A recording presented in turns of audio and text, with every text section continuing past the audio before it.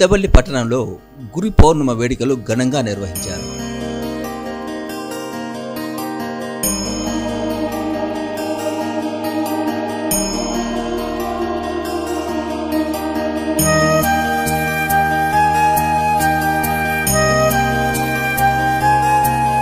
పట్టణంలోని శాంతినగర్లో ఉన్న సాయిబాబా ఆలయంలో గురు పౌర్ణమి సందర్భంగా ఉదయం నుంచి భక్తుల రాకపోకలు మొదలయ్యాయి.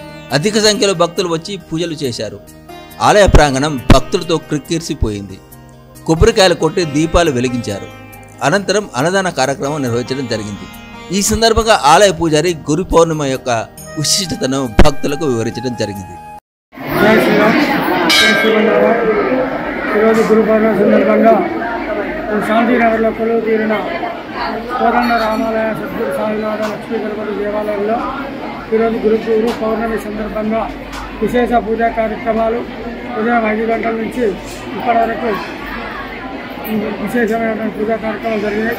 భక్తులు కూడా విశేషంగా వచ్చారు. అన్నదాన కార్యక్రమాలు కూడా దాతలు చాలామంది సహాయ సహకారాలు అందించి ఈ యొక్క కార్యక్రమాన్ని విజయవంతం చేశారు.